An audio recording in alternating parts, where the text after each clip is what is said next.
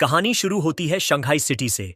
एक शांत कमरे में नीले हरे बालों वाली औरत जैंग वोंगशिन अपने न्यूबॉर्न बेटे को दूध पिला रही थी। वो अपने बच्चे चेंचिन से कहती है कि कितना लकी है वो, बस खाना और सोना। मुस्कुराते हुए बोली कि वो उसकी वजह से नींद खो रही है, लेकिन अगर वो स्वस्थ बड़ा हो जाए तो सब इसके काबिल है। उसे नहीं पता था कि ये बच्चा ऑर्डिनरी नहीं है। वो एक रीइंकारनेटेड इंसान था, अपने पिछले जीवन की कॉन्शियसनेस लेकर पैदा हुआ। दूध पीते पीते उसने नोट किया कि उसका दिमाग पूरी तरह डेवलप नहीं हुआ है, लेकिन फिर भी वो सब कुछ समझ रहा है। अचानक उसके सामने एक नीला गेम जैसा स्टेटस स्क्रीन आया। उस पर लिखा था name Lin Jichen, age 33 days, biological level ordinary tier 1।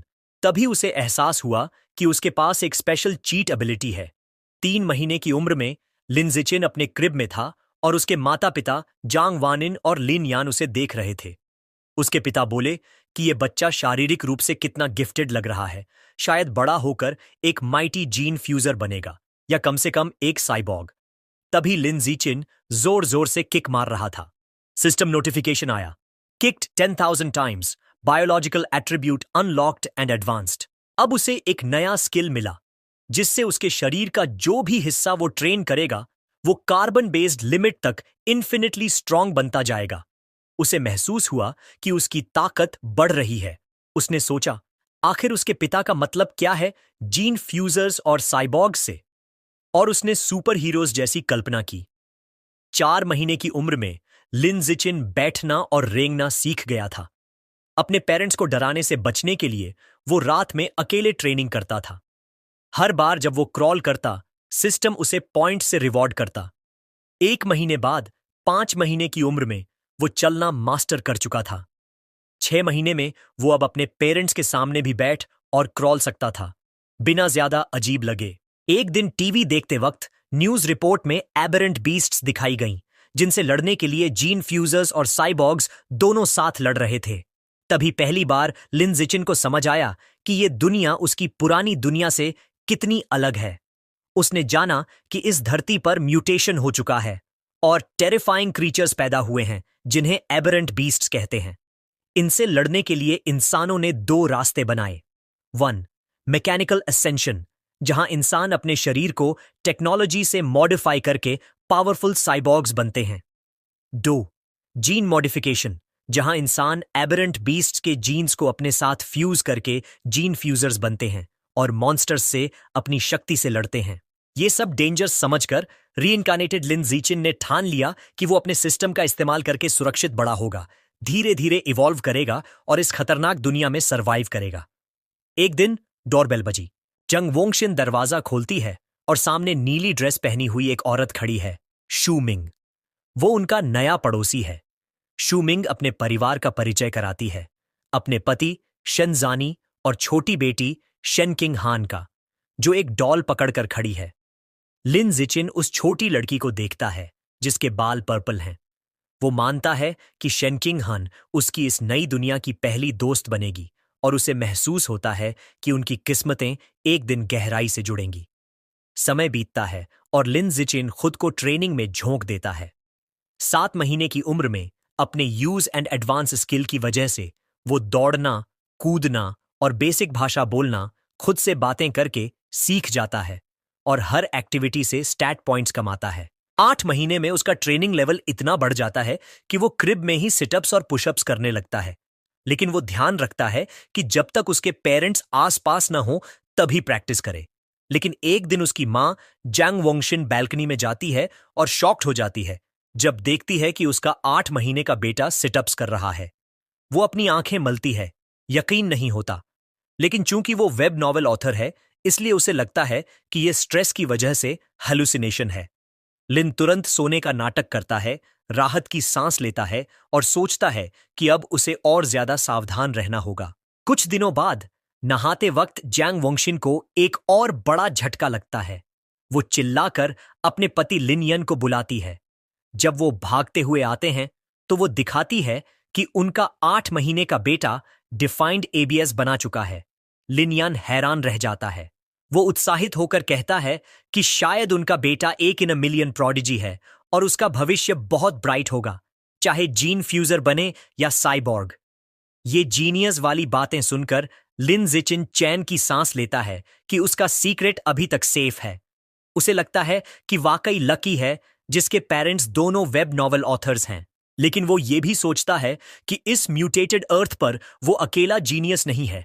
वो और उसकी माँ एक न्यूज रिपोर्ट देखते हैं जिसमें दिखाया जाता है कि एक मार्शल आर्ट्स फैमिली का 2 साल का बच्चा एक हाथ से 20 किलोस का डंबल उठा सकता है।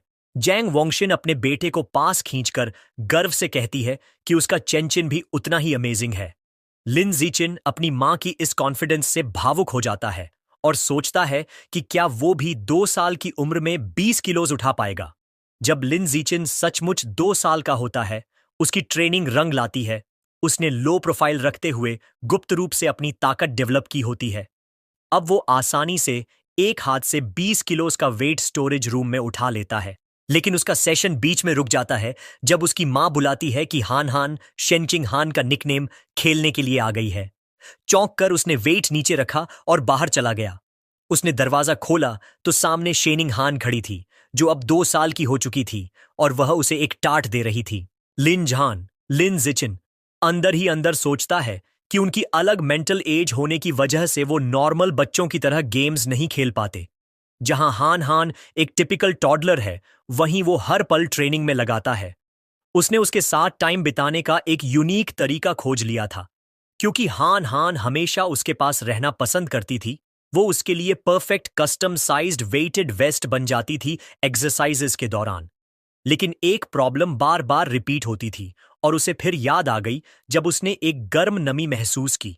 उसने चिल्लाकर कहा कि हान हान ने फिर से उस पर पेशाब कर दिया है। एक और साल बीत गया। 3 साल की उम्र में लिन जिकिन की स्ट्रेंथ एक्सपोनेंशियली बढ़ चुकी थी और अब वो एक हाथ से 40 किलो का वेट आसानी से उठा सकता था।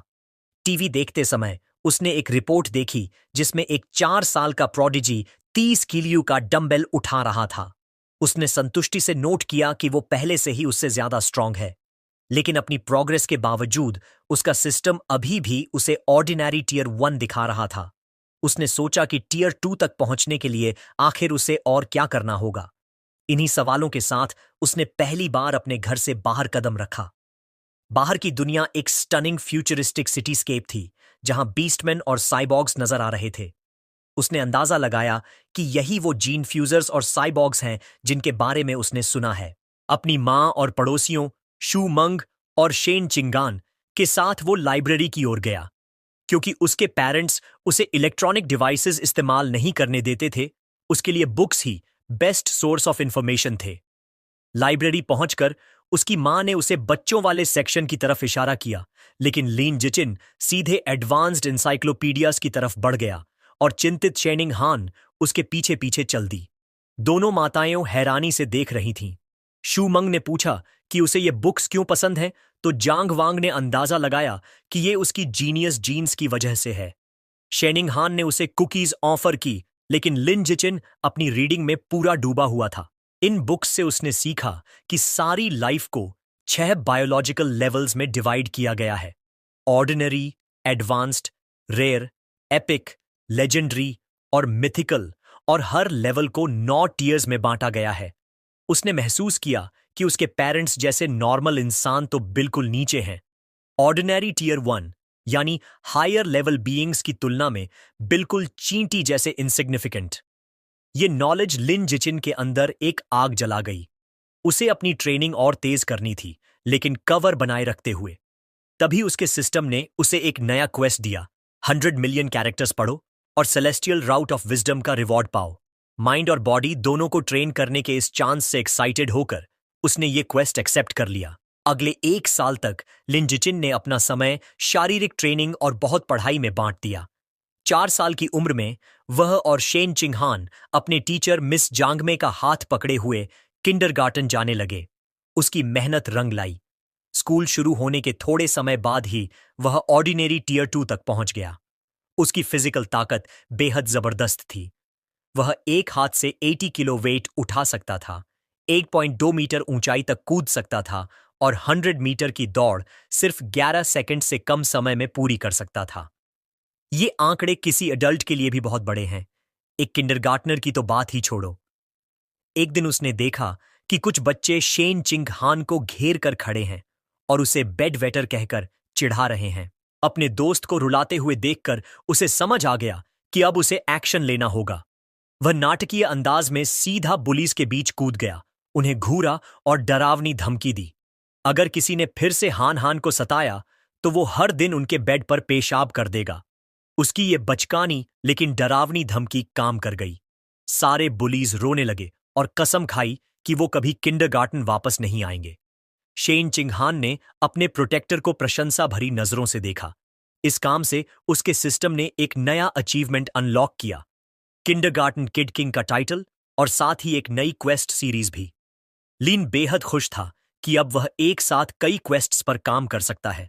आधा साल बाद उसने अपना रीडिंग क्वेस्ट पूरा कर लिया। उसने 100 मिलियन कैरेक्टर्स पढ़ लिए थे और उसे इनाम मिला, सेलेस्टियल रूट ऑफ विजडम, जिसने उसे परफेक्ट याददाश्त और पीक ह्यूमन लर्निंग एबिलिटी दी। समय तेजी से बीता और जल्द ही वह और शेन चिंगहान लगभग 7 साल के हो गए, अपने किंडरगार्टन ग्रेजुएशन फोटो के लिए पोज करते हुए। वेकेशन में भी लिन जिचिन ने आराम नहीं किया। अब वह इतना ताकतवर हो गया था कि 200 किलो बारबेल से ट्रेनिंग कर सकता था। छुट्टियों के दौरान उसकी एबिलिटीज नई ऊंचाइयों पर पहुंच गईं। वह 2 मीटर से भी ऊंचा कूद सकता था और 100 मीटर की दौड़ में 8 सेकंड बैरियर तोड़ चुका था, 7.98 सेकंड्स का समय लेकर। उसका दिमाग भी उतना ही तेज हो चुका था, उसकी नई एबिलिटी से बूस्ट होकर। उसने पहले ही एलिमेंट्री स्कूल का ज्यादातर सिलेबस खत्म कर लिया था। उसकी नई जिंदगी सनशाइन एलिमेंट्री स्कूल में शुरू हुई, क्योंकि वह एडवांस्ड सब्जेक्ट्स खुद ही पढ़ रहा था। एकेडमिक कॉम्पिटिशन्स उसके लिए आसान थे। उसने effortlessly national elementary school academic competition में पहला स्थान हासिल कर लिया, सिर्फ अपना टाइटल जल्दी अनलॉक करने के लिए। जब भी उसे फ्री टाइम मिलता, वह शेन चिंगहान को प्राइवेट ट्यूटरिंग देता। वो भले एक्सेप्शनल टैलेंट नहीं थी, लेकिन मेहनती जरूर थी। उसकी मदद से उसकी ग्रेड्स तेजी से इंप्रूव हो गईं। सिर्फ एक सेमेस्टर बाद ही वह क्लास में दूसरे नंबर पर आ गई, जबकि लिन जिचिन पहले स्थान पर था। अपनी क्वेस्ट को स्पीड अप करने के लिए उसने स्कूल स्पोर्ट्स मीट्स में भी हिस्सा लिया और हर रिकॉर्ड तोड़ डाला। उसे लगा था कि उसकी स्कूल लाइफ इसी प्रिडिक्टेबल रूटीन में चलती रहेगी, लेकिन तभी एक नया स्पेशल ट्रांसफर स्टूडेंट आया। टीचर ने नए स्टूडेंट का परिचय कराया, एक लड़की लंबे सिल्वरी ब्लू बालों के साथ, जिसका नाम था बाय। लिन जिचिन ने तुरंत समझ लिया कि वह अलग है। जैसे ही वह दरवाजे पर खड़ी हुई, उसे फेंट अनयूजुअल ऑरा महसूस हुआ, जो किसी नॉर्मल इंसान की नहीं थी। जैसे ही नई ट्रांसफर स्टूडेंट बाईशुअर सीट ढूंढने के लिए अंदर चली, बाकी स्टूडेंट्स जिज्ञासा से उसे देखने लगे। शेनचिंग हन झुककर लिन जिचिन, जिसे वो प्यार से श्याओचेन बुलाती है, से फुसफुसाती है कि बैशु के बाल कितने सुंदर हैं, बिल्कुल विंटर की स्नोफ्लेक्स जैसे। लेकिन लिन जिचिन का मूड ब्यूटी पर बात करने का नहीं था। जैसे ही बयू उसके पास आकर बैठी, उसका ध्यान उस अजीब नॉन ह्यूमन ऑरा पर था जो वो उससे महसूस कर रहा था। उसने सोचा, क्या ये कोई जीन फ्यूजर है या फिर किसी का डिसेंडेंट? आने वाले दिनों में बाई सबके लिए एक रहस्य साबित हुई। वो किसी से बात नहीं करती थी और जैसे ही क्लास खत्म होती, अपना सिर डेस्क पर रख देती और बिल्कुल हिलती भी नहीं। वो तो बमुश्किल वॉशरूम के लिए भी उठती थी। शुरुआत में बच्चे क्यूरियस थे, यहां तक कि उसके सोते हुए फोटोज भी लेते थे। लेकिन जब उसका बिहेवियर वैसा ही रहा तो सबका इंटरेस्ट चला गया और क्लासरूम फिर से नॉर्मल हो गया। लेकिन 1 महीने बाद ये शांति टूट गई। एक अजीब फिनोमिनन शुरू हुआ। बावर के शरीर से एक सफेद चिपचिपा लिक्विड निकलने लगा। वो सब्सटेंस बहुत बदबूदार था और उसके कपड़ों और पैरों पर बहता रहा। बाकी स्टूडेंट्स ने घृणा से रिएक्ट किया और शिकायत करने लगे कि स्मेल कितनी खराब है। एक लड़का मजाक उड़ाते हुए गंदी बातें करने लगा और फिर अपनी पानी की बोतल उस पर उड़ेल दी, कहते हुए कि वो उसे वॉश कर रहा है। अपमानित और भीगी हुई बिशु ने डेस्क पर अपनी मुट्ठी भींच ली। आंसू उसके चेहरे पर बहने लगे और वो हल्की हल्की सिसकियों के साथ रोने लगी। बुलीज उसकी हालत देखकर जोर जोर से हंसने लगे। अपनी डेस्क से देखते हुए शेनकिंग हान ने चिंता भरी नजरों से लिन जिचिन से पूछा, क्या हम उसकी मदद कर सकते हैं? लिन जिचिन उलझन में था। उसने तो शुरू से महसूस किया था कि बायू खतरनाक है, तो फिर वो क्यों रो रही है? लेकिन उसने मदद करने का फैसला किया। जैसे ही वो बुलीज की तरफ बढ़ा, उसने अपनी सोच फिर से बदली। शायद वो सचमुच कोई खतरा नहीं, बस एक कमजोर लड़की थी जिसे सताया जा रहा था, और उसे कदम उठाना ही होगा। लिनीचुन सीधा मेन बुली के पास गया और उसकी कॉलर पकड़ ली। उसने नाम लेकर कहा, ग्वानचुन। एक डरावनी मुस्कान के साथ उसने उसे ऑर्डर दिया कि तुरंत बूमाओं की डेस्क साफ करो। ग्वानचुन डर के मारे हकलाने लगा और बोला, हाँ, अभी साफ करता हूं। बाकी बुलीज को भी पता था कि अब वो फंस चुके हैं, क्योंकि लिंडसी का नाम स्कूल में बदनाम था, पढ़ाई और लड़ाई दोनों में माहिर। यहां तक कि 6th ग्रेडर्स भी उससे पंगा नहीं लेते थे। डरकर सबने जल्दी जल्दी टिश्यूज उठाए और मेस साफ कर दिया। जब डेस्क साफ हो गई तो लिंडसियन की नजरें पूरे ग्रुप पर घूमी। उसने सबको ऑर्डर दिया कि तुरंत माफी मांगो। बुलीज पसीने से तरबतर डरते डरते लाइन में खड़े हो गए और सिर झुकाकर माफी मांगी, वादा किया कि अब कभी उसे तंग नहीं करेंगे। बुलीज के जाने के बाद बायू ने ऊपर देखा। उसकी आंखें आंसुओं से भरी थीं। उसने लिन जिचिन और शेन चिंगहान दोनों को शुक्रिया कहा। शेनिंगहान ने उसका कंधा थपथपाया और कहा, क्लासमेट्स को एक दूसरे की मदद करनी चाहिए। उस दिन से शेनिंगहान ने ठान लिया कि वो उस चुपचाप रहने वाली सफेद बालों वाली लड़की की दोस्त बनेगी और हर बार लिन जिचिन को भी अपने साथ घसीट लाती थी। धीरे धीरे तीनों साथ समय बिताने लगे। शेनिंगहान हमेशा सबसे अच्छे स्नैक्स पहले बयू को देती। एक दिन जब शेन चिंगहान ने उसे एक ट्रीट दी तो बाऊ झिझकी। उसने कहा, क्या तुम्हें मेरी स्मेल से घिन नहीं आती? मुझे माफ करना कि मैंने तुम पर भरोसा नहीं किया, लेकिन बचपन से सबने मुझे दूर रखा है। किसी का अच्छा होना इतना अनरियल लगता है कि मुझे लगता है मैं सपना देख रही हूं। बिशुअर हैरान रह गई जब शेनिंगहान ने मजबूती से कहा, यह सपना नहीं है। वो हल्की मुस्कान के साथ बोली, मुझे पता है कैसा लगता है। मैं कभी तुमसे घिन नहीं करूंगी। अगर तुम चाहो तो हम हमेशा के लिए दोस्त रहेंगे। उसने हल्के गुस्से के साथ लिंडिक को भी इस वादे में खींच लिया। भावनाओं से भरकर बाशुअर ने शीनिंगहान को कसकर गले लगा लिया। उसकी आंखों से आंसू बहने लगे और उसने उनका बार बार शुक्रिया किया। थोड़ा संभलने के बाद उसने कहा कि वो भी उन्हें एक गिफ्ट देना चाहती है। उसने एक नेकलेस निकाला जिसमें 2 बीस्ट फैंग्स थे और बताया कि ये उसकी मां का बर्थडे गिफ्ट था। उसने कहा कि ये उनकी दोस्ती का सिंबल होगा। शेनिंगहान ने खुशी खुशी हामी भरी। तीनों बच्चे स्कूल यार्ड में खड़े हुए डूबते सूरज की रोशनी में खुशी खुशी बोल पड़े, हम हमेशा दोस्त रहेंगे। लेकिन जैसे ही उनकी नई दोस्ती मजबूत हुई, अचानक सब बदल गया। एक दिन शेनिंगहान हैरान रह गई जब उसे पता चला कि बायू ने स्कूल छोड़ दिया है। लिंडिचिन ने इसकी पुष्टि की, बताते हुए कि उसने उसे खुद विथड्रॉल पेपर्स भरते देखा था। उसकी यादों में वो मोमेंट ताजा हो गया।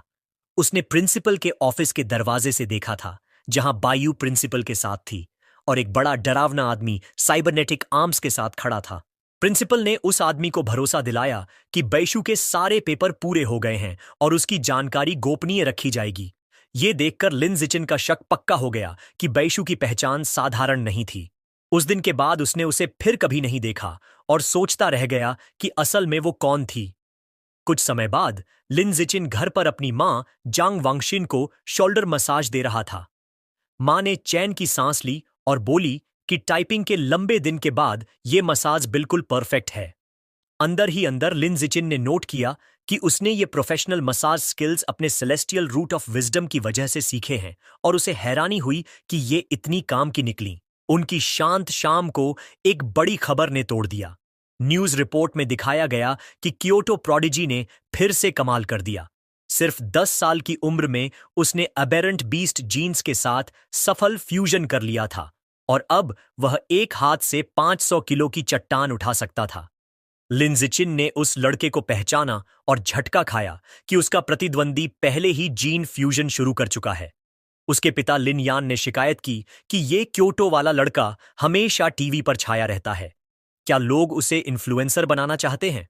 माँ बाप में बहस शुरू हो गई। लिन यान बोला कि वो बच्चा 1000 साल पुराने मार्शल आर्ट्स परिवार से है, उनके पास जरूर एडवांस जीन फ्यूजन टेक्नोलॉजी होगी। जांग वांगशिन ने तर्क दिया कि बच्चे को गिनी पिग बनाना गलत है। पिता ने पलटकर कहा कि ऐसे परिवारों के लिए परिवार की इंटरेस्ट सबसे ऊपर होती है। मां ने तंज कसते हुए कहा, तुम्हें तो सब पता है। उनकी बहस के बीच लिन जिचिन गहरी सोच में था। उसे याद आया कि फ्यूजन से पहले वो लड़का 100 किलो उठाता था, अब 500 किलो, यानी 5 गुना ताकत। लेकिन लिन जिचिन सिर्फ 8 साल की उम्र में बिना किसी जीन फ्यूजन के एक हाथ से 300 किलो उठा लेता था। उसने आत्मविश्वास से मुट्ठी बांधी और तय किया कि उसका पोटेंशियल कहीं ज्यादा बड़ा है। लेकिन यह कॉन्फिडेंस ज्यादा देर नहीं रहा। अगली खबर ने उसे डर का असली मतलब सिखा दिया। ब्रेकिंग न्यूज में दिखाया गया कि पड़ोसी देश का एक शहर पूरी तरह बर्बाद हो गया है एक विशाल धमाके में। फुटेज में दिखा कि हमला विशाल एबरेंट रैट्स ने किया था। स्क्रीन पर डरावने नजारे आए। राक्षसी चूहे खंडहरों में दौड़ते हुए एक औरत को अपने जबड़े में पकड़ लेते हैं और उसे बेरहमी से खा जाते हैं। रिपोर्ट में बताया गया कि इसके पीछे हेरेटिक्स कल्ट है, एक गुप्त संगठन जो इन राक्षसी जानवरों को अपने फायदे के लिए नियंत्रित करता है। एक प्रेस कॉन्फ्रेंस में सकुरा कंट्री के अधिकारी ने अंतर्राष्ट्रीय मदद की गुहार लगाई। लिन जिचिन ने समझा कि ये हेरेटिक्स इंसानियत के गद्दार हैं।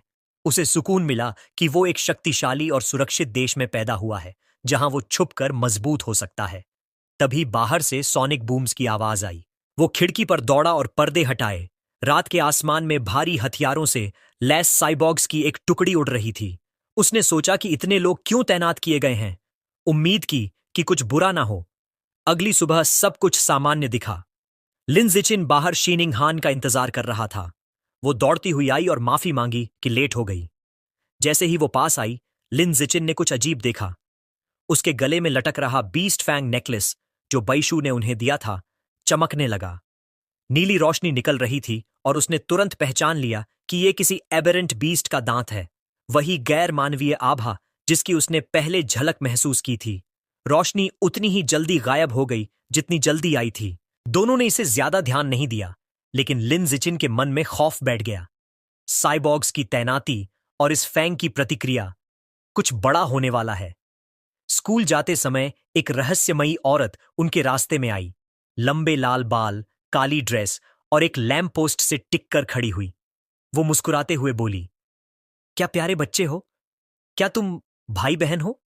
शीनिंग हान ने गर्व से जवाब दिया, नहीं, हम बचपन से सबसे अच्छे दोस्त हैं। औरत ने हल्की उदासी से कहा, काश मेरा भी कोई बचपन का दोस्त होता। फिर अचानक उसका चेहरा डरावना हो गया।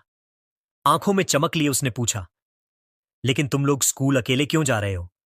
तुम्हारे माता पिता कहाँ हैं? जैसे ही शीनिंग हान बोलने लगी, लिन जिचिन ने जल्दी से उसका हाथ पकड़ लिया और बीच में काटते हुए कहा, चलो, देर हो रही है। वो उसे खींचकर आगे ले गया। पीछे रह गई वो रहस्यमयी लाल बालों वाली औरत। काफी दूर आने के बाद उसने शीनिंग हान को हल्के से डांटा, उसे याद दिलाते हुए कि अजनबियों से बात नहीं करनी चाहिए। उसने सिर हिलाकर हामी भर दी। स्कूल के बाद लिन जिचिन उसे एक सुनसान गली से ले गया। शीनिंग हान घबराकर बोली कि यह जगह कितनी डरावनी है। लिन जिचिन ने समझाया कि इस इलाके को गिराने का काम तय हो चुका है और सब लोग पहले ही यहां से जा चुके हैं। उनकी चाल अचानक एक जानी पहचानी आवाज से रुक गई। सुबह वाली लाल बालों वाली औरत फिर सामने आ गई, यह कहते हुए कि आखिर तुम लोग स्कूल से बाहर आ ही गए। वह अकेली नहीं थी, उसके साथ एक बड़ा मांसल आदमी था जिसका नाम शांग था। औरत ने शांग से कहा कि बच्चे यहीं हैं। लिन जिचिन घबरा गया। उसने जानबूझकर अलग रास्ता चुना था, लेकिन फिर भी वह उनका पीछा करते हुए आ गई थी। वह औरत मीठी आवाज में उन्हें पास बुलाने लगी, यह कहते हुए कि उसके पास उनके लिए ट्रीट्स हैं। उसका साथी शांग अधीर हो गया। उसने कहा कि बातें बंद करो और सीधे इन्हें बेहोश करो ताकि काम जल्दी निपट जाए। बिना और कुछ बोले शांग उनकी तरफ दौड़ा, हाथ में कपड़ा लिए हुए, चिल्लाता हुआ कि उसे जल्दी है ताकि इन्हें बेचकर पैसे बना सके। जैसे ही वह पास आया, लिन जिचिन ने शीनिंग हान को धक्का देकर किनारे किया और खुद सामने खड़ा हो गया। उसने अपनी मुट्ठी भींची और पूरी ताकत से शांग के चेहरे पर मुक्का मारा। मुक्का सीधे शांग के चेहरे पर लगा और उसका बड़ा शरीर वहीं रुक गया। अगले ही पल वह दर्द भरी चीख के साथ गली के अंदर पीछे जा गिरा। लाल बालों वाली औरत यह देखकर हैरान रह गई। उसे यकीन नहीं हो रहा था कि एक प्राइमरी स्कूल का बच्चा किसी बड़े आदमी को इतनी जोर से उड़ा सकता है। जमीन पर पड़ा शांग खून उगल रहा था। शांग के गिरते ही लिन जिचिन ने औरत पर ध्यान दिया। इससे पहले कि वह कुछ कर पाती, उसने उसके पेट पर एक जबरदस्त मुक्का मारा और फिर एक तेज अपरकट झड़कर उसे बेहोश कर दिया। गिरे हुए अपहरणकर्ताओं को देखकर उसका चेहरा कठोर हो गया। उसने पास की एक ईंट उठाई और सोचा कि सुनसान गली में कोई कैमरा नहीं है, इसलिए इन्हें यहीं खत्म करना होगा। अगर ये जिंदा रहे तो उसकी असली ताकत सबको पता चल जाएगी और उसका छिपकर मजबूत बनने का प्लान बिगड़ जाएगा। लेकिन ठीक उसी समय जमीन बुरी तरह हिलने लगी। एक भयंकर भूकंप ने गली को हिला दिया। अचानक एक विशाल पंजा पास की दीवार तोड़कर बाहर निकला। अगले ही पल धूल और मलबे से एक दैत्याकार विकृत चूहा बाहर आया। वह राक्षसी चूहा बच्चों को नजरअंदाज कर सीधे बेहोश औरत की ओर झपटा, लेकिन उसे खाने के बजाय उसने पंजे से उसका सिर धड़ से अलग कर दिया। फिर उसने कटा हुआ सिर उठा लिया। यह देखकर शेनिंग हान चीख पड़ी। खतरे को पहचानते हुए लिन जिचिन ने उसे अपनी बाहों में उठा लिया और बोला, यह एक दैत्य चूहा है, हमें सुरक्षित जगह भागना होगा। वह तुरंत मुड़ा और उसे लेकर भाग निकला। भागते भागते अचानक आसमान में लाल और सुनहरे रंग की एक चमक दौड़ती है। एक फीमेल साइबॉर्ग जिसकी सुनहरी बाल थे और हेलमेट पर खरगोश जैसे कान लगे थे, बिजली जैसी तेजी से गली में आ उतरती है। उसकी गति इतनी अविश्वसनीय थी कि वो मानो धुंधली परछाई की तरह मॉन्स्टर चूहे के पास से निकल गई। लिन जिचिन के कंधे के ऊपर से देखते हुए शेनिंग हान हैरान होकर चिल्लाती है कि वो साइबॉर्ग कितनी तेज है। साइबॉर्ग बड़ी निपुणता से मॉन्स्टर के पीछे उतरती है और हमला करने की तैयारी करती है। उसका दस्ताना चमक उठता है और वो अपना हथियार चार्ज करते हुए ऐलान करती है, एनेस्थेटिक स्मोक। वो प्रोजेक्टाइल दागती है जो गली को हिला देने वाले धमाकों के साथ फटते हैं। लिन जिचिन तुरंत शेनिंग हान को अपनी बाहों से ढककर ब्लास्ट से बचाता है। विस्फोटों में फंसा मॉन्स्टर चूहा दर्द में दहाड़ता है और एनेस्थेटिक धुएं से चकरा जाता है। मौका देखते ही साइबॉर्ग आगे बढ़ती है और तेज वारों की झड़ी लगाकर कमजोर जानवर को खत्म कर देती है। बाद में लिन जिचिन घर पर न्यूज रिपोर्ट देखता है जिसमें इस घटना को दिखाया जाता है। वो लड़ाई का गहराई से विश्लेषण करता है और निष्कर्ष निकालता है कि उस साइबॉर्ग की ताकत बहुत ऊंची नहीं थी। उसे पहले मॉन्स्टर को कमजोर करना पड़ा और फिर भी उसे खत्म करने में पूरे 7 मिनट लगे। वो सोचता है कि मॉन्स्टर चूहे कितने खतरनाक जीव होते हैं, जो 10 मीटर से ज्यादा लंबे हो सकते हैं और ऑर्डिनरी 5th टियर तक पहुंच सकते हैं। हालांकि वो दोनों सुरक्षित बच निकले। यह घटना उसे फिर याद दिलाती है कि यह दुनिया कितनी खतरनाक है। वह निश्चय करता है कि उसे और भी कठोर प्रशिक्षण करना होगा ताकि खुद को और अपने अपनों को बचा सके। इसके बाद उसे अपने ट्रेनिंग स्पेस में देखा जाता है, जहां वो भारी बारबेल के साथ वेटेड स्क्वाट्स कर रहा होता है। सिस्टम उसे इसके लिए पॉइंट से पुरस्कृत करता है। भले ही मॉन्स्टर चूहों का खतरा मंडरा रहा है, जिंदगी आगे बढ़ती रहती है। कुछ ही समय बाद लिन जिचिन और शेनिंग हान अपने 9वें जन्मदिन का जश्न मनाते हैं। दोनों परिवार एक बड़े केक के इर्द गिर्द जमा होते हैं। विश मांगने के बाद दोनों एक दूसरे को तोहफे देते हैं। अपनी सेलेस्टियल रूट ऑफ विजडम की बदौलत लिन जिचिन ने सिर्फ एक रात में खुद से नक्काशी सीख ली थी और शेनिंग हान के लिए बारीक डिजाइन वाला लकड़ी का हेयर पिन बना डाला। शेनिंग हान बहुत खुश हो जाती है, उसे बालों में लगाकर मुस्कुराती है और कहती है कि उसे यह बहुत पसंद है। समय तेजी से बीतता है और दोनों एलिमेंट्री स्कूल से ग्रेजुएट होकर मिडिल स्कूल शुरू करते हैं। इसी समय सिस्टम उसे नोटिफाई करता है कि उसने 9 साल की कंपल्सरी एजुकेशन पूरी करके नया अचीवमेंट हासिल किया है। किंडरगार्टन किड किंग और एलिमेंट्री स्कूल टॉप डॉग दोनों टाइटल्स अनलॉक हो जाते हैं। वो उत्साहित हो जाता है कि अगला टाइटल मिडिल स्कूल ओवरलॉर्ड होगा, जिससे उसे survival of the fittest attribute मिलेगा। छुट्टियों के दौरान भी वो हाई इंटेंसिटी ट्रेनिंग करता है। उसके ट्रेनिंग सेशन में शामिल होता है पीठ पर भारी चट्टान रखकर 1000 पुशअप्स, जिससे उसकी स्टैट्स में भारी बढ़ोतरी होती है।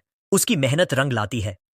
स्कूल शुरू होने से ठीक पहले 10 किलोमीटर दौड़ के बाद उसका सिस्टम ऐलान करता है कि उसकी बायोलॉजिकल लेवल बढ़कर ऑर्डिनरी 3rd टियर तक पहुंच गई है। उसके शारीरिक गुण आश्चर्यजनक रूप से बढ़ गए थे। अब वह एक हाथ से 700 किलो उठा सकता था, 4 मीटर ऊंचाई तक कूद सकता था और 100 मीटर की दौड़ केवल 6 सेकंड में पूरी कर सकता था। अपनी ताकत बढ़ते हुए देखकर वह सोचता है कि क्योटो का प्रोडिजी अब किस स्तर पर पहुंच चुका होगा। संयोग से स्कूल शुरू होने से एक रात पहले टीवी पर एक नई खबर प्रसारित होती है। रिपोर्ट में बताया जाता है कि अब 14 साल का हो चुका प्रोडिजी विशाल चींटी के जीन के साथ फ्यूज हो चुका है और एक हाथ से 2000 किलो का मिश्र धातु ब्लॉक उठा सकता है। लिन जिचिन गणना करता है कि चूंकि विशाल चींटी के जीन ताकत को 4 से 8 गुना तक बढ़ा देते हैं, तो प्रोडिजी की असली ताकत बिना जीन के सहारे लगभग 500 किलो ही है। इसका मतलब यह था कि वह अब भी बुनियादी रूप से प्रोडिजी से ज्यादा ताकतवर है। यह सोचकर उसके चेहरे पर मुस्कान आ जाती है और वह कल्पना करता है कि भविष्य में जीन फ्यूजन के साथ वह कितना शक्तिशाली बनेगा। अगले दिन मिडिल स्कूल शुरू होता है। शहर का टॉप स्टूडेंट होने की वजह से सभी बेहतरीन मिडिल स्कूल्स ने उसे अपने यहां बुलाने की कोशिश की थी, लेकिन उसने शंघाई मिडिल स्कूल का निमंत्रण स्वीकार किया, इस शर्त पर कि शेनिंग हान भी उसी की क्लास में होगी। रजिस्ट्रेशन के समय प्रिंसिपल और नए क्लास टीचर उनका स्वागत करते हैं और बताते हैं कि वे उस पर कितना भरोसा कर रहे हैं। थोड़ी औपचारिक बातों के बाद वह बहाना बनाकर शेनचिंग हान के साथ वहां से निकल जाता है। दरअसल शंघाई मिडिल स्कूल चुनने का असली कारण उसकी बेहतरीन खेल सुविधाएं थीं। उन्होंने तय किया था कि क्लास शुरू होने से पहले स्कूल के कोर्ट पर बैडमिंटन खेलेंगे। कोर्ट पर उत्साहित शेनिंग हान कहती है कि अब खेल शुरू करना चाहिए। वह शॉट लगाते हुए अपने अंदाज में उसे फेरीज कर्व बॉल कहती है। लिन जिचिन आसानी से शटलकॉक को हवा में पकड़ लेता है, लेकिन उनका खेल बीच में ही रुक जाता है। एक ग्रुप सीनियर स्टूडेंट्स वहां आ जाता है और उनका लीडर, जिसने उलटी कैप पहन रखी थी, शटलकॉक छीन लेता है और कहता है कि यह कोर्ट उनके लिए रिजर्व है। उसके दोस्त मजाक उड़ाते हुए कहते हैं कि शेनिंग हान चाहें तो उनके साथ खेल सकती है। शेनिंग हान डटकर जवाब देती है कि उन्हें नियमों का पालन करना चाहिए और वे लोग पहले आए थे। लिन जिचिन उसकी ओर बढ़ते सीनियर्स को ठंडी नजर से देखता है और सख्त लहजे में कहता है कि वह शेनिंग हान से दूर रहें और याद रखें कि पहले आओ पहले पाओ का नियम लागू होता है। लीडर घमंडी अंदाज में हंसते हुए कहता है कि अब कोर्ट उसी का है। वह शटलकॉक उठाता है और सर्व करने ही वाला होता है कि लिन जिचिन हरकत में आ जाता है। वह ठंडे स्वर में कहता है कि अब से यहां सिर्फ उसके नियम चलेंगे। वह जबरदस्त ताकत के साथ उछलता है और शटलकॉक को इतनी तेजी से स्मैश करता है कि वह सफेद धुंध की तरह कोर्ट के पार निकल जाता है। ताकत इतनी जबरदस्त होती है कि लीडर के पास रिएक्ट करने का भी वक्त नहीं मिलता। टकराव से उसका रैकेट चकनाचूर हो जाता है और उसकी कैप उड़कर गिर जाती है। सीनियर्स के चेहरे पर पसीना और डर साफ झलकता है। वे कांपते हुए सोचते हैं कि क्या लिन जिचिन इंसान भी है या फिर कोई जीन फ्यूजर। उनमें से एक घबराकर कहता है कि अगर शॉट थोड़ा सा भी इधर उधर हुआ होता तो उनके बॉस का सिर उड़ गया होता। डरे हुए सीनियर्स गहरी झुककर माफी मांगते हैं और कहते हैं कि अब वे नियम समझ गए हैं और तुरंत चले जाएंगे। फिर वे जल्दी से वहां से भाग निकलते हैं। शायद उस घटना की खबर फैल गई थी, क्योंकि उसके बाद कभी किसी ने लिन जिचिन या शेन चिंग हान को परेशान करने की हिम्मत नहीं की। स्कूल जीवन बाकी लगभग वैसा ही था, बस अब यह बड़ा था और सुविधाएं बेहतर थीं। पढ़ाई में लिन जिचिन बहुत आगे था, क्योंकि वह मिडिल स्कूल का पूरा कोर्स पहले ही पूरा कर चुका था। क्लास में वह अक्सर दिलचस्प किताबें पढ़कर समय बिताता था। रात को वर्कआउट के बाद वह अपने सेलेस्टियल रूट ऑफ विजडम का इस्तेमाल कर ऑनलाइन नए नए स्किल्स सीखता, जैसे कुकिंग, फोटोग्राफी, ड्राइविंग, स्विमिंग और कई तरह के खेल। Middle school Overlord title unlock करने के लिए उसने सिर्फ हर विषय में पहला स्थान ही नहीं पाया, बल्कि स्कूल को नेशनल प्रतियोगिताओं में भी रिप्रेजेंट किया। और आखिरकार वह ढेरों ट्रॉफीज के बीच खड़ा दिखाई दिया। प्रोफाइल बनाए रखने के लिए वह जानबूझकर हर प्रतियोगिता में पहला स्थान नहीं लेता था। पूरा एक सेमेस्टर बीत गया, लेकिन टाइटल अब तक अनलॉक नहीं हुआ। हालांकि उसके शानदार प्रदर्शन ने उसे कई फैन गर्ल्स दिला दी, जो उसकी डेस्क पर ढेरों लव लेटर्स छोड़ जाती थीं। लेकिन उसने उन सबको नजरअंदाज कर दिया। शेन चिंग हान को ट्यूशन देने के अलावा वह आने वाले स्कूल स्पोर्ट्स फेस्टिवल पर ध्यान केंद्रित कर रहा था। उसे विश्वास था कि अगर उसने उसमें पूरी तरह दबदबा बना लिया तो आखिरकार टाइटल अनलॉक हो जाएगा। फेस्टिवल के लिए उसने सिर्फ 3 इवेंट्स चुने, शॉट पुट, हाई जंप और स्प्रिंटिंग, जो क्रमशः ताकत, छलांग और गति का प्रतिनिधित्व करते थे। शॉटपुट में उसने आश्चर्यजनक 201.1 मीटर तक थ्रो किया। हालांकि उसने खुद को सुपर ह्यूमन न दिखाने के लिए काफी कंट्रोल किया, फिर भी वह आसानी से तीनों इवेंट्स में पहला स्थान ले गया। जब वह शेनिंगहान के साथ बैठा अपना गोल्ड मेडल निहार रहा था, तभी उसे अपने शरीर में नई ताकत उभरती हुई महसूस हुई। एक सिस्टम नोटिफिकेशन प्रकट हुआ जिसमें घोषणा हुई कि उसकी उपलब्धियां बाकी सभी छात्रों से बहुत आगे निकल जाने के कारण उसने middle school Overlord title unlock कर लिया है। तीनों स्कूल एज टाइटल्स अनलॉक होने के साथ ही dominant 9 years of compulsory education achievement पूरा हो गया और उसे नया बायोलॉजिकल एट्रीब्यूट मिला, सर्वाइवल ऑफ द फिटेस्ट। उस ताकत को अपने अंदर बहता महसूस करते हुए लिन जिचिन ने संतोष के साथ महसूस किया कि टाइटल आखिरकार अनलॉक हो गया है। जैसे ही लिन जिचिन और शेनिंगहान स्कूल छोड़ते हैं, वो अपने नए survival of the fittest attribute के बारे में सोचता है। ये एबिलिटी एक प्रेडेटर को दूसरे क्रीचर्स की लाइफ एसेंस खाकर इवॉल्व करने देती है। वो सोचता है लाइफ एसेंस क्या होता है। वो सोच में खो जाता है जब तक शेनिंगहान उसे रोकती है। हकीकत में वापस आकर उसे एक आइडिया आता है। वो शेनिंगहान से पूछता है कि क्या वो उसका बीस्ट फैंग नेकलेस बोरो कर सकता है। वो मान जाती है और उसे दे देती है। जैसे ही उसकी उंगलियां फैंग को छूती हैं, सिस्टम नोटिफिकेशन आता है। इसमें लिखा होता है कि उसने एबिसल जायंट बटरफ्लाई की लाइफ एसेंस का एक ट्रेस डिवावर कर लिया है और नया गाइड बुक खुल गया है जिसमें 1% प्रोग्रेस है। उसके आसपास एक बड़ी अंधेरी तितली की स्पेक्ट्रल इमेज आती है जिसके पंखों पर आंखें होती हैं। वो चौंक जाता है कि फैंग असल में बटरफ्लाई का टूथ है। उस रात और जानने की उम्मीद में वो एबिसल जायंट बटरफ्लाई के बारे में ऑनलाइन सर्च करता है, परंतु उसे कोई रिजल्ट नहीं मिलता। समझ जाता है कि उसे इस एग्जॉटिक बीस्ट को खुद पढ़ना पड़ेगा। उसे याद आता है कि बाई शुअर ने उन्हें 2 फैंग दिए थे। वो अपने बैग में खोजता है और दूसरा फैंग निकालता है। दूसरा फैंग पकड़कर वो फिर से उसकी पावर अब्सॉर्ब करता है। एक और सिस्टम नोटिफिकेशन आता है जो बताता है कि उसने दूसरे लाइफ एसेंस का ट्रेस भी डिवावर कर लिया है, पर गाइड बुक प्रोग्रेस सिर्फ 2% तक बढ़ा है। वो फैंग को देखकर निराश होता है, समझता है कि उसमें लाइफ एसेंस ज्यादा नहीं बचा है। वो सोचता है कि एबिसल जायंट बटरफ्लाई की पूरी पावर अनलॉक करने के लिए उसे कोई और तरीका ढूंढना पड़ेगा। अगले दिन स्कूल के बाद अपनी ट्रेनिंग तेज करने और किसी भी एबेरेंट बीस्ट से जल्दी बचने के लिए लिन जिचिन रोज स्कूल जाने आने में शेनिंगहान को बाइक पर लेकर जाता है। जब वे स्कूल के मैदान से बाहर निकल रहे होते हैं, एक आदमी उन्हें बुलाता है। ट्रैक सूट पहने आदमी जिचिन को रोकता है और खुद को कोच गुओ बताता है, जो स्कूल की मार्शल आर्ट्स टीम का कोच है। वो लिन जिचिन की खेल प्रतियोगिता में परफॉर्मेंस की तारीफ करता है, जहां उसने स्कूल हिस्ट्री का सबसे अच्छा प्रदर्शन किया था। उत्साह से वो फॉर्मली उसे टीम ज्वाइन करने का इनविटेशन देता है, बोलता है कि उसकी एथलेटिक टैलेंट उसकी पढ़ाई से ज्यादा है। कोच गुओ उसे हां कहने को कहता है, पर सोचने के लिए भी टाइम देता है। कोच गुओ इतनी जल्दी और जोश से बोलता है कि लिन जिचिन मना नहीं कर पाता। जब वे बाइक पर निकलते हैं, कोच उन्हें विदा कहता है और बताता है कि मार्शल आर्ट्स टीम जिम के रूम सी में है और अगली बार अगर फ्री हो तो आने के लिए कहता है। सूरज ढलते ही लिन जिचिन अपने कमरे में वापस आता है। अपनी नई एबिलिटी टेस्ट करने के लिए तैयार होता है। वो हाथों से हाथ मारकर एक कॉकरोच और मस्कीटो मारता है जो उसे मिला। वो मरे हुए इंसेक्ट्स को देखता है, पर कोई पावर सर्ज महसूस नहीं करता। समझता है छोटे और आम क्रीचर्स मारने से स्किल एक्टिवेट नहीं होती। वो सोचता है कि सिर्फ ताकतवर या एग्जॉटिक बीस्ट्स में लाइफ एसेंस होती है, जिसे डिवावर कर वो इवॉल्व कर सकता है।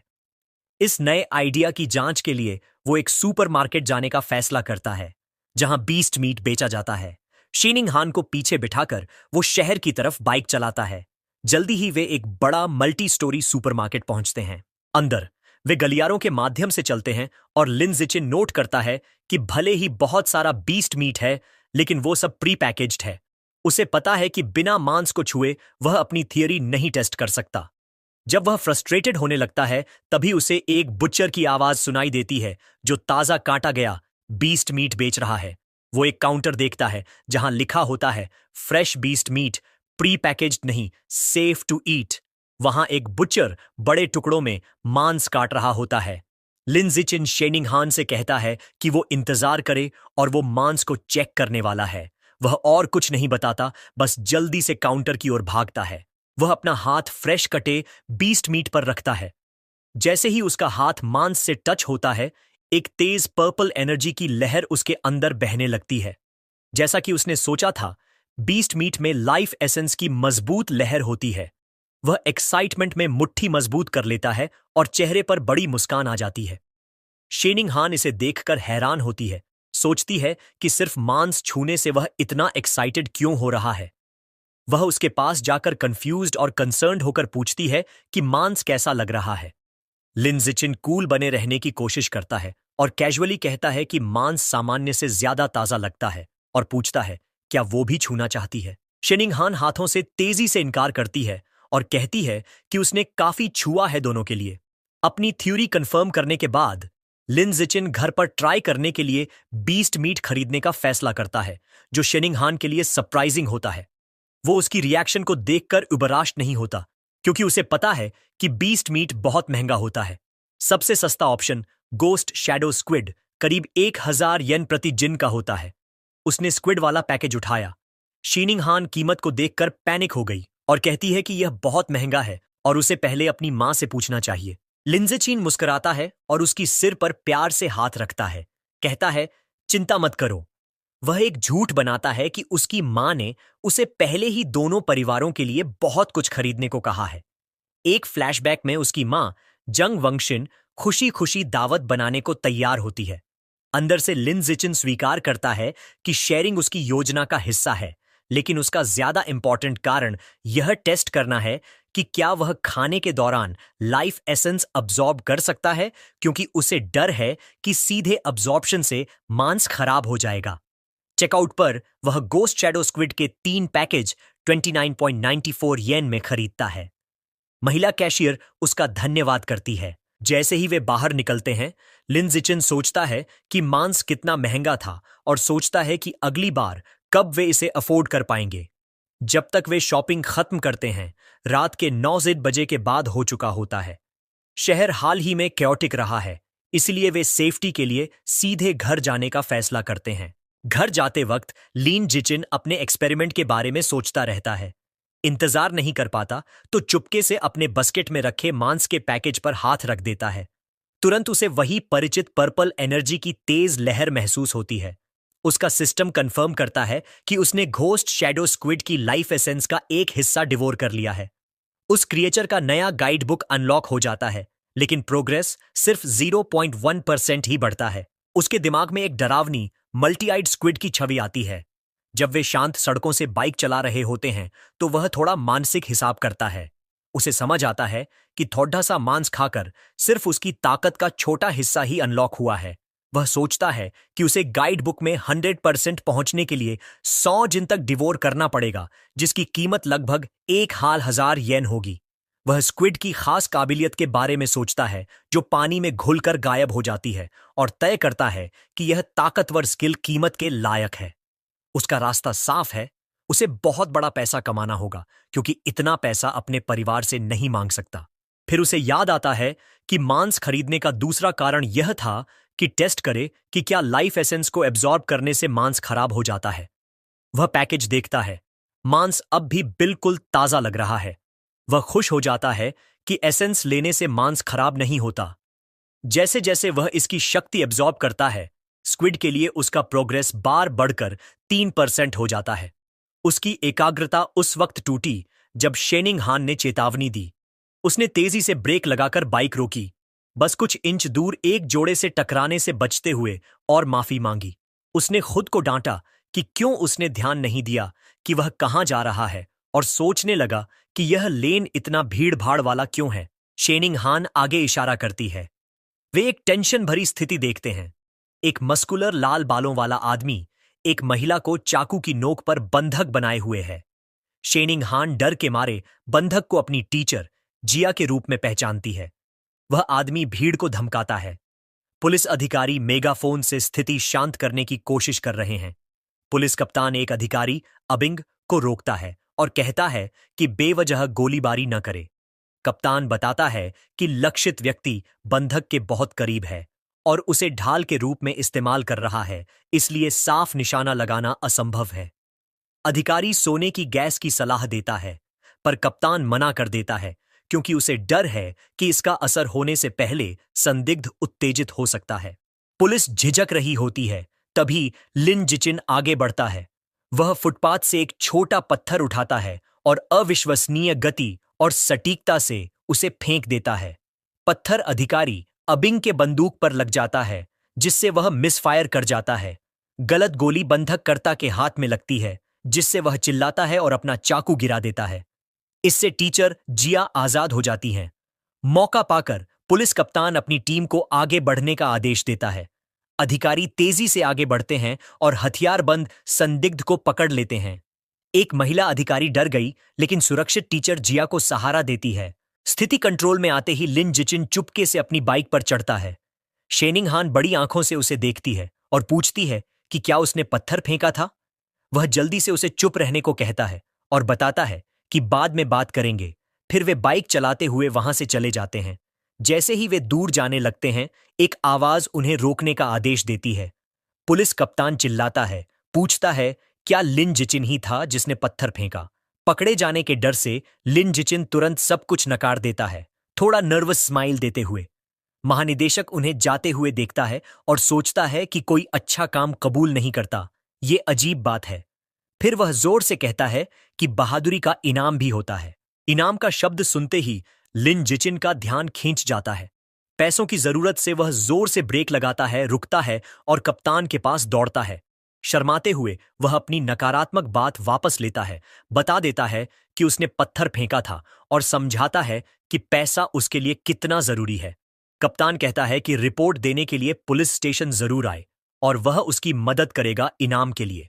परिवार वालों को सूचित करने के बाद लिन जिचिन और शेनिंग हान पुलिस स्टेशन जाने की तैयारी करते हैं। उन्हें लगता है कि सब कुछ ठीक से होगा, लेकिन जैसे ही पुलिस हथकड़ी में बंद संदिग्ध को ले जाती है, कुछ बेहद गलत होता है। संदिग्ध का चेहरा भयानक तरीके से डरावना हो जाता है। पुलिस भयभीत होकर समझ जाती है कि वह एक हेरेटिक है और वह उनके सामने एक विशाल विचित्र चूहे में बदल रहा है। राक्षस अपने हथकड़ी तोड़ देता है और अधिकारियों पर अपने बड़े पंजे से वार करता है। पुलिस कप्तान रेडियो पर आदेश देता है कि सभी फोर्सेस को फायर खोलना है, लेकिन नागरिकों की सुरक्षा का ध्यान रखते हुए। अधिकारी अपने हथियार निकालते हैं, लेकिन गोलियां असर नहीं दिखाती। तभी एक घबराहट भरा रिपोर्ट आता है, जिसमें बताया जाता है कि हेरेटिक ने राइट किंग जीन्स के साथ फ्यूज कर लिया है और तुरंत बैकअप के लिए कॉल किया जाता है। खतरा समझते हुए लिन जिचिन दोनों को पकड़कर दूर ले जाता है और जल्दी से भागने को कहता है। उसे राहत मिलती है कि राक्षस उनका पीछा नहीं कर रहा, लेकिन वह जानता है कि उन्हें जल्दी भागना होगा। जैसे ही वे भागते हैं, आकाश से एक नया फिगर पर्पल ऑनरा के साथ नीचे गिरता है। वह एक महिला साइबॉर्ग है जो स्लीक फ्यूचरिस्टिक आर्मर पहने होती है। वह विशाल चूहे पर एक जोरदार वार करती है, जिससे वह पीछे हट जाता है। हवा में तैरती हुई वह साइबॉर्ग, जिसके बाल छोटे और डार्क पर्पल हैं, अपने सीने में लेजर कैनन चार्ज करती है। फायर करने के कमांड पर वह एक विशाल तबाह करने वाली पर्पल एनर्जी किरण छोड़ती है, जो म्यूटेंट राइट को पूरी तरह घेर लेती है। क्रीचर दर्द में दहाड़ता है और पूरी तरह से खत्म हो जाता है। केवल जल चुकी झांसी बचती है। लिन जिचिन चौंक जाता है और साइबॉर्ग की जबरदस्त ताकत को देखता है। खतरा खत्म होते ही टीचर ता और शेनिंग हान राहत की सांस लेते हैं। लिन जिचिन ज्यादा अपनी बाइक की चिंता करता है, ध्यान देता है कि ब्लास्ट ने उसे नहीं मारा, वरना बड़ा आर्थिक नुकसान होता। जैसे ही टेंशन खत्म होती है, उसे अचानक एक बात समझ आती है। वह बाइक के बास्केट में देखता है और पाता है कि महंगा गोस्ट शैडो स्क्विड मीट खराब हो चुका है और बदबू आ रही है। अब वह समझता है कि उसकी शुरुआती थ्योरी सही थी। लाइफ एसेंस अब्सॉर्ब करने से मीट खराब हो जाता है, लेकिन इसका असर धीरे धीरे होता है। एक फूला हुआ टेंटिकल उठाते हुए वह सोचता है कि उसे कोई बहाना बनाना पड़ेगा और लड़ाई और मृत हेरेटिक को दोष देता है। ड्रामेटिक अंदाज में वह स्पॉइल्ड टेंटिकल नीचे फेंकता है और जोर से कहता है कि मीट जानवर की लड़ाई और साइबॉर्ग के अटैक की वजह से जला है। टीचर कॉवे उसे सांत्वना देती है, कहती है जो जरूरी है वो ये कि सब सुरक्षित हैं। हालांकि वे कप्तान की गुजारिश पर घर जाने का सोचते हैं, वे सुरक्षा टीम के साथ स्टेशन जाते हैं। वे उम्मीद नहीं कर रहे थे कि वे उसी वैन में जाएंगे जहां हेरेटिक के शरीर के अवशेष रखे थे। लेजर ब्लास्ट के बाद उसके पास सिर्फ आग लगे मांस का ढेर बचा था और उसकी सुगंध जोरदार थी। जैसे ही वह बदबूदार वैन में बैठता है, लिन जिचिन को दूसरी बात याद आती है। उसे याद आता है कि बाइश्यूअर के बीस्ट फैंग्स के अंदर लाइफ एसेंस तब भी थी जब क्रीचर मर चुका था। अब उसके दिमाग में एक नया संभावना उभरती है। क्या इस शव के अंदर भी लाइफ एसेंस बचा है? और अगर है, तो क्या वह कॉर्प्स के रैट किंग जीन को अपने लिए डिवावर कर सकता है? पता लगाने का सोचकर वह चुपके से अपना हाथ उन अवशेषों की तरफ बढ़ाता है। जैसे ही उसका हाथ छूता है, उसे एक शक्तिशाली लाल एनर्जी का सर्ज महसूस होता है। उसका सिस्टम कंफर्म करता है कि उसने जायंट म्यूटेंट रैट की लाइफ एसेंस का एक अंश डिवावर कर लिया है और उसके गाइड बुक में प्रभावशाली 5% प्रोग्रेस अनलॉक हो गई है। वह हैरान हो जाता है कि उसने इतना ज्यादा अब्सॉर्ब कर लिया और समझ जाता है कि सोर्स की फ्रेशनेस सीधे सीधे इस बात पर असर डालती है कि उसे कितनी लाइफ एसेंस मिल सकती है। उसे एस्कॉर्ट कर रहे ऑफिसर अबिंग उसकी हरकत नोटिस करते हैं और उसे चुपचाप बैठो कहते हैं। लिन जिचिन जल्दी से कहता है कि उसे तो बस हाथ फैलाना था। बाद में पब्लिक सिक्योरिटी ऑफिस पहुंचकर उसे पता होता है कि जहां अबिंग को बेवकूफ बनाना आसान था, वहीं सिक्योरिटी कैप्टन ज्यादा तेज है। कैप्टन लिन जिचिन को बताता है कि उसने उसकी ब्रेवरी रिवॉर्ड के लिए आवेदन कर दिया है, मगर फिर गंभीर होकर सवाल करता है। वह पूछता है कि एक मिडिल स्कूलर इतनी दूरी पर और खराब रोशनी में इतने सटीक तरीके से कैसे हेरेटिक के नाइफ हाथ पर पत्थर मार सकता है। लिनजाक्चन टालमटोल जवाब देता है, कहता है कि ऐसा इसलिए है क्योंकि वह अक्सर अपने दाएं हाथ की ट्रेनिंग करता रहता है। यह अजीब जवाब सुनकर कैप्टन थोड़ी देर के लिए चुप रह जाता है। उनकी बातचीत तभी टूटती है जब शेनिंगहान आवाज लगाती है कि उसकी आंटी आ गई हैं। लिनजिचिन हैरान रह जाता है जब वह देखता है कि उसके माता पिता स्टेशन में घबराते हुए दाखिल हो रहे हैं। उसकी मां घबराई हुई हालत में उसकी तरफ दौड़ती है, डर से चेहरा सफेद और आंखों में आंसू, उसका नाम पुकारते हुए। वह उसे कसकर गले लगाती है और पूछती है कि वह ठीक है या नहीं, और कहती है कि उसने उसे आधा मरने जितना डरा दिया। वह मां को शांत कराने की कोशिश करता है, भरोसा दिलाता है कि वह ठीक है, और तो और उसे ब्रेवरी रिवॉर्ड भी मिला है। उसे कसकर पकड़े हुए उसकी मां उससे वादा लेती है कि अगली बार कोई खतरा हुआ तो वह सबसे पहले कहीं छुप जाएगा। उसकी आंखों में आंसू भर आते हैं और वह कहती है कि उसे बस इतना चाहिए कि वह सुरक्षित बड़ा हो। लिनजिचिन अपनी मां की दिल से निकली चिंता से विजिबली प्रभावित होता है। जब वे निकलते हैं तो लिनजिचिन अपनी मां को फिर भरोसा दिलाता है कि वह हमेशा पहले खुद की सुरक्षा करेगा। पुलिस कैप्टन उन्हें जाते हुए देखता है, अब भी उस लड़के की अजीब एबिलिटीज के बारे में सोचते हुए। रास्ते में बाहर निकलते समय लिन जिचिन 2 महिला पुलिस ऑफिसर्स के पास से गुजरता है जो केस के बारे में चर्चा कर रही थी। एक महिला ऑफिसर कहती है कि परवर्ट्स अब और भी ज्यादा बेशर्म हो गए हैं, और उसकी साथी बताती है कि वह हेरेटिक असल में ग्वांगयुन यूनिवर्सिटी का एक लिबरल आर्ट्स स्टूडेंट था जिसे रैट गॉड कल्ट ने ब्रेन वॉश कर दिया था। पहली ऑफिसर उस कल्ट को कोसती है, लेकिन दूसरी इंगित करती है कि उन्हें जड़ से समस्या खत्म करनी पड़ेगी, और वो है सेल्फ प्रोक्लेम्ड रैट किंग। यह नाम तुरंत ही लिनजिचिन का ध्यान खींच लेता है। घर लौटते वक्त गाड़ी में वह तुरंत अपने फोन पर रैट गॉड कल्ट के बारे में रिसर्च शुरू करता है। ढेर सारी जानकारी देखकर वह हैरान रह जाता है। उसे पता चलता है कि कल्ट का मुख्य बेस शंघाई सिटी में है और उसके ज्यादातर सदस्य समाज के बाहर कर दिए गए लोग हैं। रिसर्च करते करते उसे एक बेहद चौंकाने वाली जानकारी मिली। रैट किंग खुद को एक ऊंचे स्तर के जीव में इवॉल्व करना चाहता है और अपने फॉलोअर्स को जबरदस्ती इवोल्यूशन मटेरियल्स इकट्ठा करने पर मजबूर कर रहा है। इससे उसके मन में एक डरावना सवाल उठा, क्या रैट किंग, जो एक अजीब और खतरनाक जानवर है, पहले से ही सोचने समझने की क्षमता हासिल कर चुका है? उसी पल उसकी सोच टूटी जब उसने खिड़की से बाहर देखा। फुटपाथ पर उसे एक इतना बड़ा चूहा दिखा जो बिल्ली के बराबर था। एक पल के लिए उसने सोचा, क्या यह रैट किंग से जुड़ा हो सकता है? लेकिन फिर खुद को समझाया कि दक्षिण में इतने बड़े चूहे होना कोई नई बात नहीं। उसने इस ख्याल को झटका और महसूस किया कि शेनिंगहान पूरी तरह चुप है। उसने उसकी तरफ देखा तो पाया कि वह असहज होकर हिल रही है, अपने घुटनों को कसकर जोड़े हुए है। वह तुरंत समझ गया। बचपन से ही शीनिंगहान जब भी घबराती है या डरती है, वह अपना ब्लैडर कंट्रोल नहीं कर पाती। भले ही यह उसके लिए शर्म की बात हो, लेकिन लिन जिचिन को हमेशा लगता रहा कि उसके अंदर की यह अजीब सी प्रतिक्रिया किसी छुपी हुई शक्ति से जुड़ी हो सकती है। घर पहुंचकर लिन जिचिन की मां जांग वोंग यह देखकर हैरान रह गई कि लगभग 3000 येन की बीस्ट मीट गायब है। लिन जिचिन ने तुरंत एक बहाना बना लिया और शर्माते हुए बोला कि इमरजेंसी में भागते समय शायद वह कहीं गिर गई। उसकी मां ने तुरंत उसकी सुरक्षा को पहली प्राथमिकता दी और कहा कि मांस की चिंता छोड़ो, बस इतना मायने रखता है कि तुम सुरक्षित हो।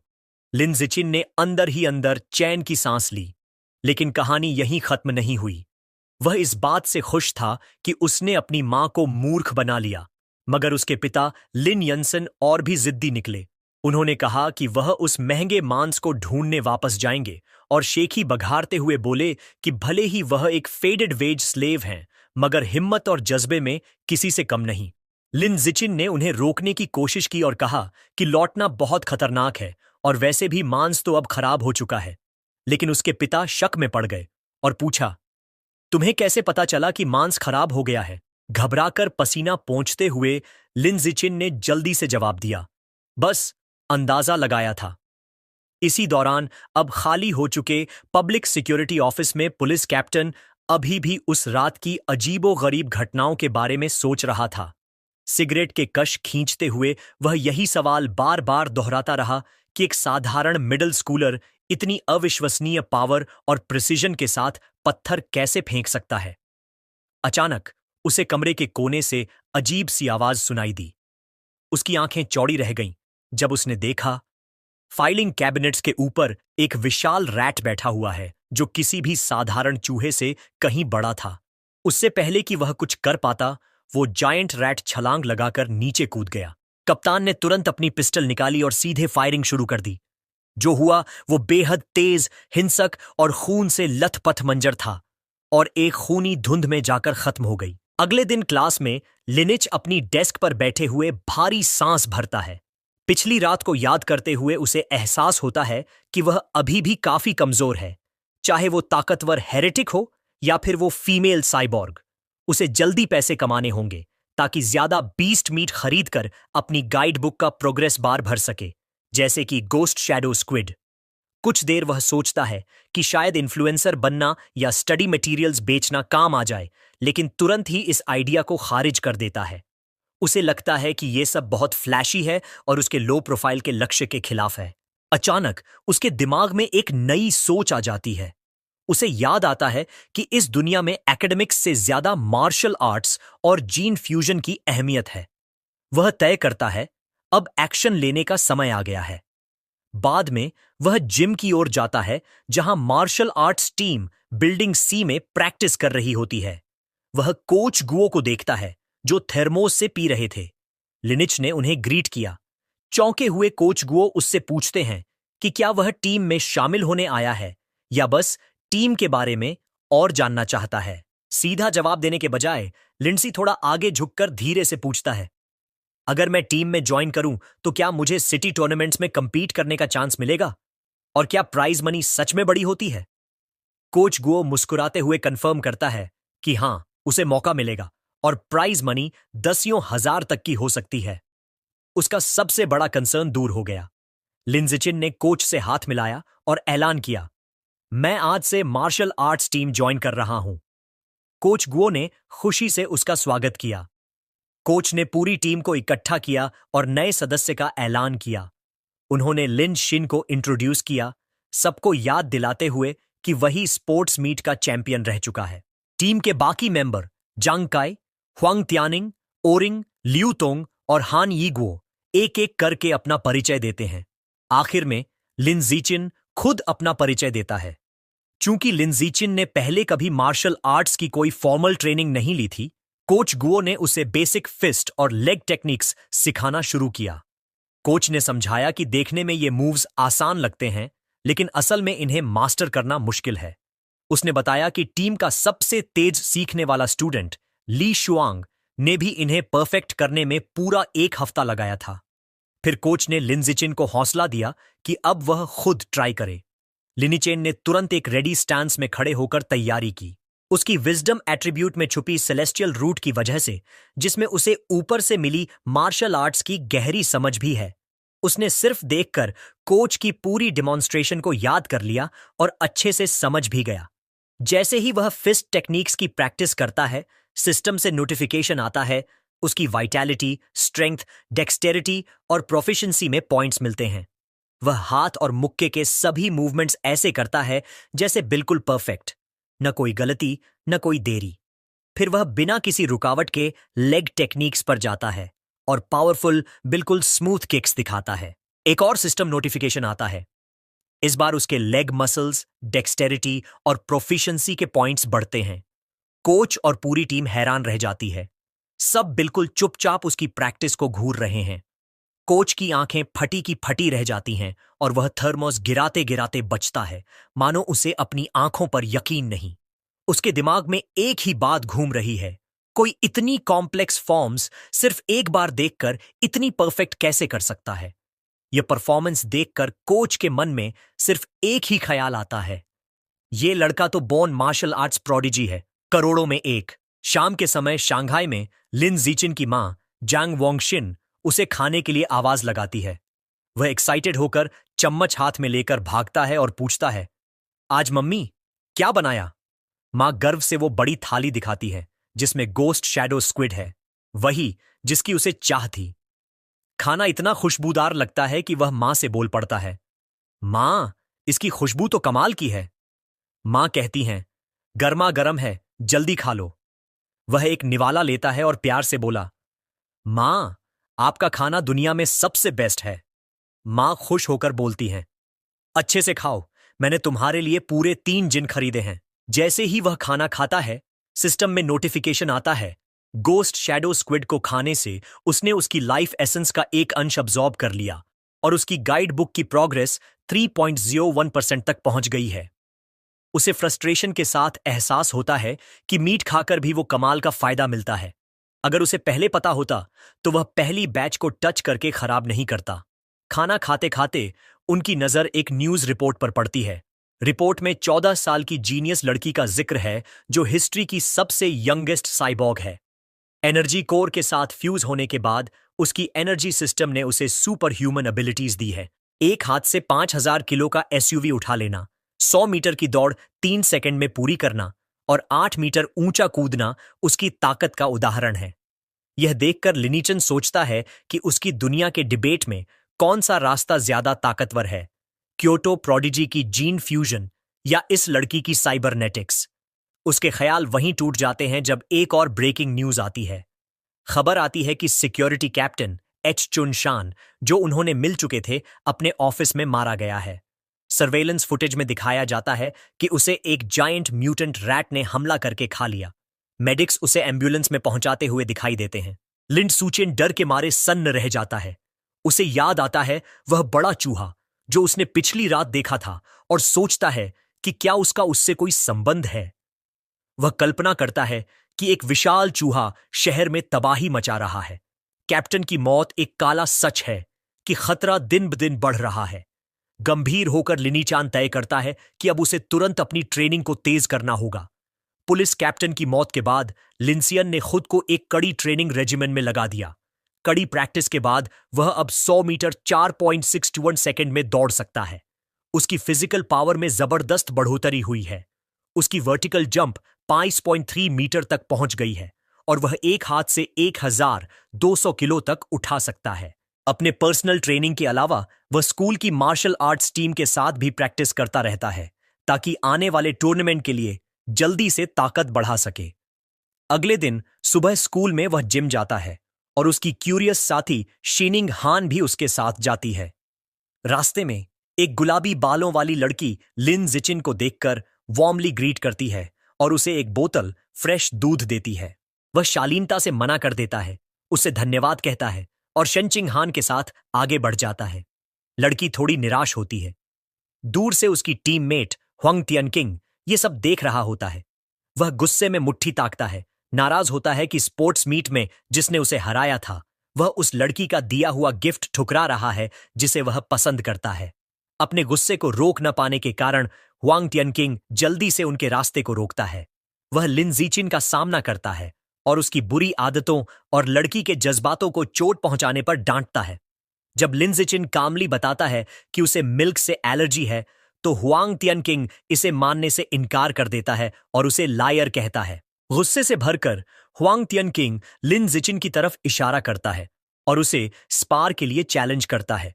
उसने शर्त रखी, अगर वह हारता है तो वह वापस कभी लिंडिचन को परेशान नहीं करेगा, लेकिन अगर लिंडिचन हारता है तो उसे पूरी बोतल मिल्क पीनी होगी। जैसे ही यह चैलेंज दिया जाता है एक नई सिस्टम नोटिफिकेशन आती है।